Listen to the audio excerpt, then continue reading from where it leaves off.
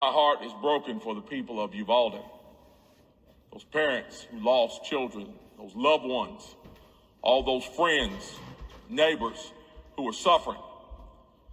I'm reminded of the words of Abraham Lincoln when he said to Mrs. Bixby, who had lost 5 sons in war, how weak and fruitless any words of his must be to try to comfort her. And it's the same here. I can't imagine the horror, the tragedy, having your child go off to school and then see them no more alive. Breaks my heart, absolutely. And when I heard about it, I shed tears. I did. When I look at my own grandchildren, my grandchildren are about that age. I can't help but think, what if it was one of mine? How heartbroken I would be. The pain that would be in my household today. The pain that's in those households right now. So I paused. I took a breath. And I said a prayer. Because that's what we need right now. That's what those families need right now. They need comfort. They need strength. They need wisdom. They need someone who actually cares about what they are going through. And that's what we need to give them.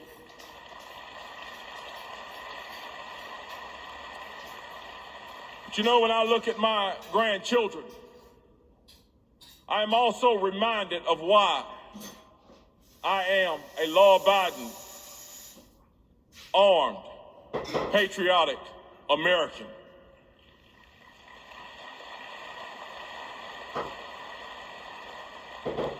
I'm reminded of why I believe in the premise of our Second Amendment when I look at those babies. I'm reminded why our framers put it in our Constitution, that in this nation, you are not the second responder, you are the first responder. And that you have an absolute duty and a right to stand up and protect your home from any enemy, foreign or domestic.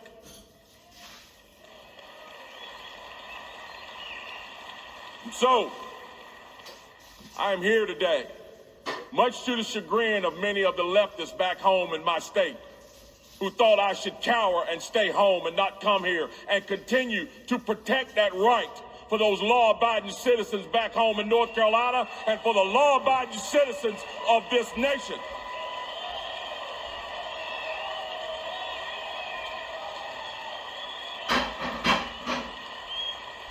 Because here it is. Here it is. Everybody says, what do we do? What do we do? How do we stop this? What do we do? The answer is not simple, but there is a simple starting point. And here it is. Secure our schools. Stop waffling and wavering and acting confused that you don't understand what the problem is. You have defunded the police, derided the police, and you have left our schools as soft targets. And you continue to do so, and as such, we need to defend and secure our schools. We need to make as much of an investment in securing our children as we do our airports. We need to make as much of an investment in securing our children as we do our banks and our money. And hear me when I say this, leftist politicians in Washington, D.C. We need to make as much of an investment protecting our children as the American people do in protecting you. You spare no expense buying every weapon known to man, buying every metal detector known to man, every modern convenience, you have it at your disposal to protect you behind the walls that you live in. But you are bound and determined to leave our children defenseless. And now you are bound and determined to leave the law-abiding patriotic citizens of this nation unarmed and defenseless. Well, I'm here to tell you right now, get your pencils out, lick them, and get ready to write this down. It is not going to happen. We are not going to go off into that good night without standing up for our rights. It's time for the law-abiding American patriot in this nation to stand up and say, hell no, we will not go, and you will not take them, and we will continue to stand strong for what we know is right. We will protect ourselves. We will protect our children. And we will protect the freedoms that God has given us and that has been enshrined in our Constitution. We will not lay down. You hear me when I say this. Hear me when I say this, Nancy Pelosi, Chuck Schumer, and any other leftist, communist, Marxists out there. What I need for you to do is do this. I need for you to take these two fingers, stick them in your ears, and clean the stuff out of them. And hear us all as we say in unison, shall not be infringed, will not be infringed. We will not allow you to strip us of our rights so that you can bring us to our knees, because we know what your machinations are. See, we've seen this movie before. We've seen it. We saw it in a place called Russia. We saw it in a place called Germany. We saw it in a place called China. We saw it in a place called Cambodia and Vietnam. And we saw it most recently in a place called Venezuela. When the people are disarmed and the government have all the guns and all the power, they always become despotic. Well, not in this nation. You will not tap dance on the graves of these children to disarm the people of this nation.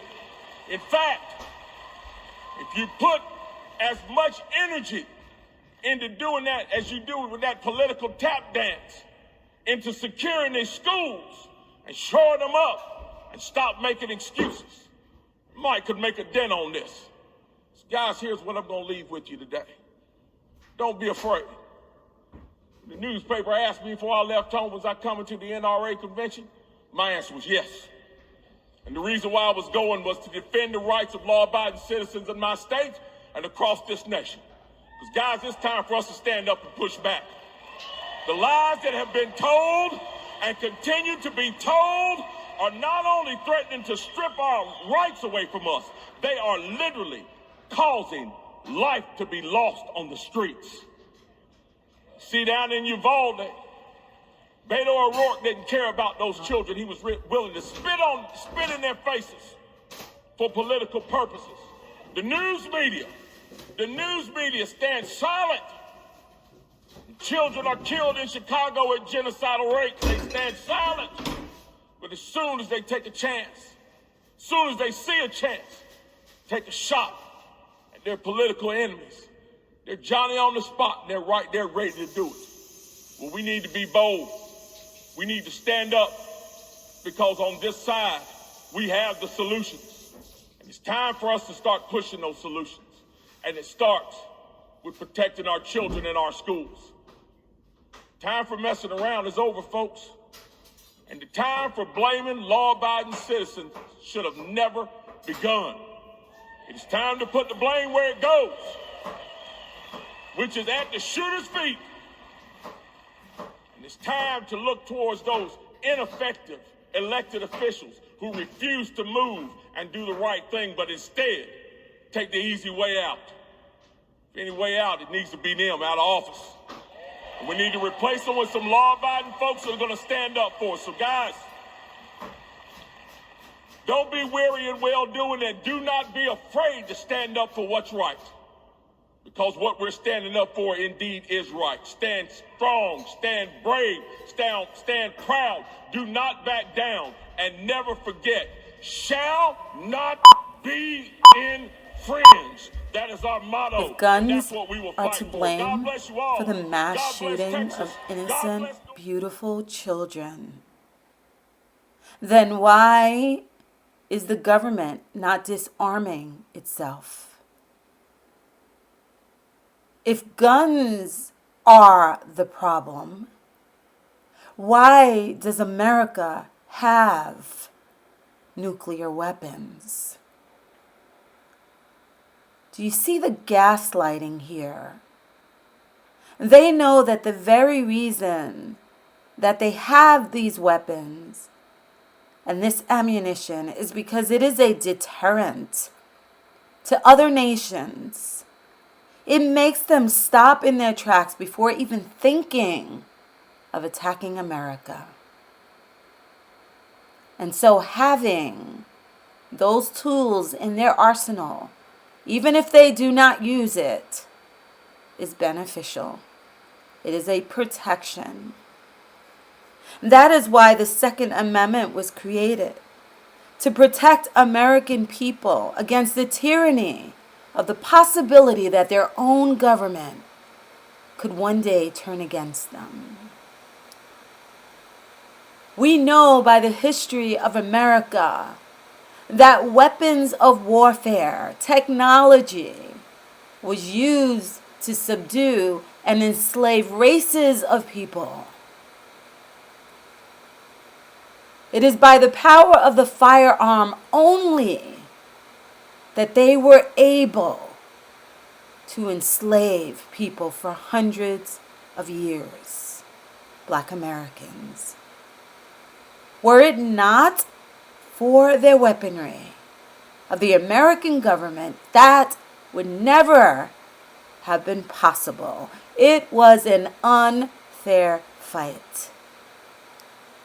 And this is why the Constitution exists, the Second Amendment.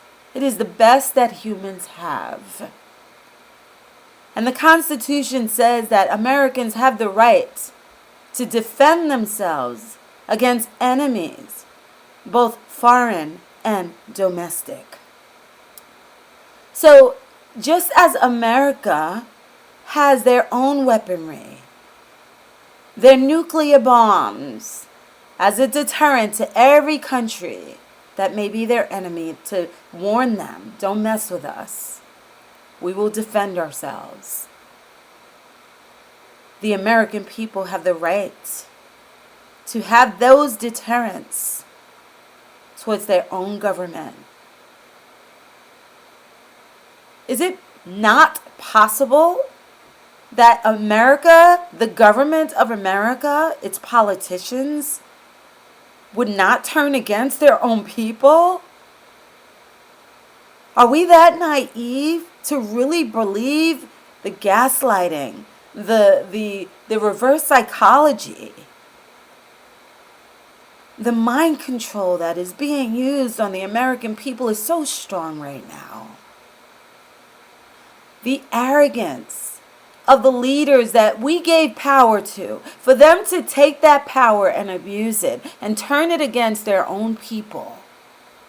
And we know the potential of all of this. Alex Jones, Farrakhan, many other people have been warning for decades of this sinister agenda of the world's elite that has taken over the government of the world. America, you are the last stand of the world, and the only reason that you are is because of the Second Amendment. It is not a suggestion. It is a command. It is a right. It is your sovereign right and duty as a father, as a mother, to protect your family, to use it only in self-defense. And so, unfortunately, we are not naive to believe that people throughout history have not needed to defend themselves against their own governments. This is the disease of humanity, is that once a group is given power, they use it to overpower those who are weakened and without protection. And so the arrogance of these leaders and the elite that they allow to take control over our laws, the arrogance of them to spit on the blood of my ancestors and your ancestors that bled in this nation because they did not have a firearm. They were not allowed to have it. The arrogance of them to belittle your intelligence by gaslighting you when they are so transparent to the eye that sees? How dare they? If you relinquish this right, then you will have ensured the servitude and the bondage of our entire race of humanity, both black and white. When blacks were enslaved in America, and even up until now, no one believed their struggle. No one believed the systemic oppression that was being perpetrated upon them. Because, frankly, everyone else, whites included, was struggling. So they didn't notice. Or they were made not to notice by the division sown by the very governments that are supposed to unite us. But now the tables have turned. Everyone is black now. How does it feel? It is my hope that going through the same experiences that black Americans have been going through for decades in this country, and Native Americans, that through the sufferings of everyone else now, that they will implore the deference to understand that all along we were suffering. Yes, indeed, we were suffering. And now we feel compassion for everyone else because we see it being done on you. So the question is, are we going to allow these powers that be, that have the power to be tyrannical governments, that want to disarm us and make us vulnerable to even the possibility of their betrayal and tyranny, to remove the deterrent? Will we allow them to do that? For hundreds and thousands of years, this has been the cycles upon man. We rise and we fall. We are ruled and we serve. We've grown up now. It's time to end that. There are many tools in their arsenal, and convenience is another one. Learn to be inconvenienced. Learn to live without. Learn to turn off your phones and your computers, because the more we depend on it, the more the yoke upon our necks get tighter. They will use our convenience against us. They have already. We see the fruits of their labor. And now that it seems that we are trapped, they are moving faster and faster. And now we see the monarchy, the English monarchy, on the scene again. Because the real rulers of our governments, the politicians, are the elite. They have ruled for thousands and thousands of years, and they are ready to take their thrones again. And they know that the only way that they can do it is to take away our right to protect ourselves from them, the possibilities of their tyranny. We are not violent people. We will not use it. But we will also defend our children, and we have a right to. So, how will this end? How much of your rights will you give up? How much will you allow this mass psychosis to just hijack your brain like a zombie and follow along with the gaslighting that undermines your intellect? This is an insult, an absolute insult to our intelligence and to the blood that has been shed in the earth of this nation. Humans are carbon, and now the goal of them is to get rid of carbon emissions.